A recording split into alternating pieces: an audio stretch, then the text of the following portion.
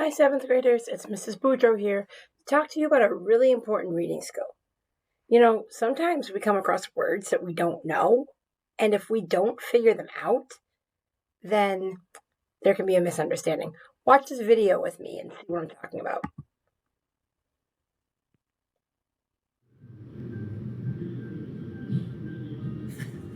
Boo! Ah! Sorry, Josh. I couldn't help myself.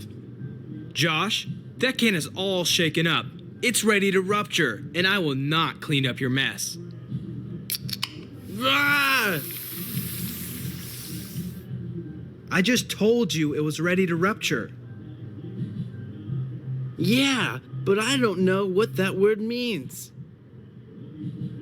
Well, didn't you hear the clues in what I was saying? I told you it was all shaken up and would probably make a big mess. Those clues should have let you know that rupture means explode. Yeah, well, I guess that means you're not going to help me clean this up. You're getting smarter all the time, aren't you, little brother? So, think about it. They had a misunderstanding because he didn't know the word, and instead of asking or figuring out what it meant, they ended up having a big mess to clean up. So what do you do when you come across a word that you don't know? Don't skip it like the little brother did. I want you to do what I said and use context clues. You want to look for synonyms, antonyms, make an inference, or definitions. This is a really great skill that's going to make it much easier when we come across new things. So S is for synonyms. Context clues. Synonym context clues include a word with the same meaning as the unfamiliar word. So, here's an example. The hazardous air was so polluted it was dangerous for them to breathe it in. Hazardous. Is there another word in the sentence that might mean the same thing? The word dangerous acts as a synonym for the word hazardous and gives a clue to its meaning. So we know if something's a hazard, it's a danger, and it's dangerous because we saw that synonym in the sentence. Antonyms are context clues that include a word with the opposite meaning as the unfamiliar word. Let's try an example. Kenya was restless as she waited for her friend to call. She was anything but relaxed. All right, so I see that but, right? So anything but relaxed.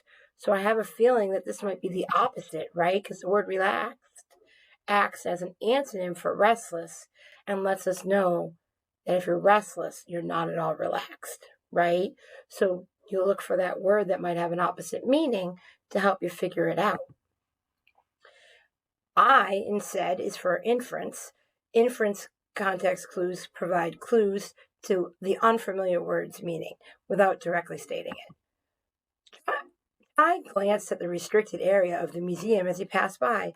He was curious why visitors weren't allowed in. So I don't see a word that means the same, and I don't see a word that means the opposite, but if I kind of use what I already know, right? He looked in it, nobody could go in, and then we have the word restricted. So it hints that a restricted area is somewhere that people are not allowed to go, right? Because he just glanced in and nobody could go in there. So I use the rest of the context of the sentence to figure out what it means.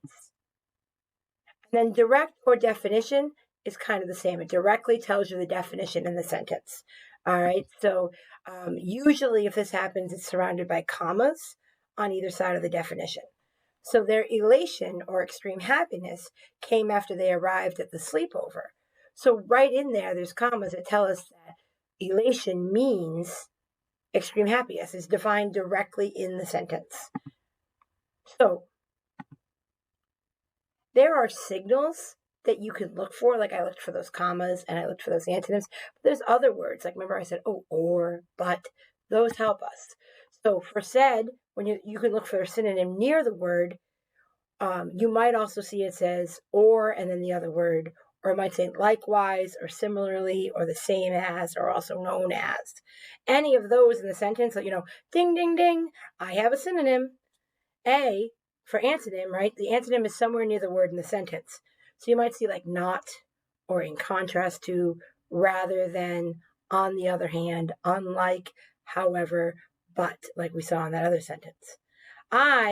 You're going to have examples in relationships. An example is given, or the reader figures it out like a fill in the blank, like we did with the example I went over with you. And then for D, for the definition or direct, there's commas in the definition, or it's followed by a definition. Might say, which means, it means, right in the sentence. Those are our favorite because they give it away to us, but it doesn't happen as often as we would like. Let's try some examples. The remuneration or payment was expected to be around $100. So look, I've got commas, I've got the word or, and then payment. So remuneration or payment, I've got a word right there. Definition, or possibly synonym because it's a one-word definition of the word remuneration.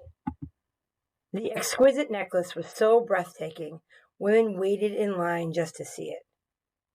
So I'm assuming exquisite, right? That's a tough word.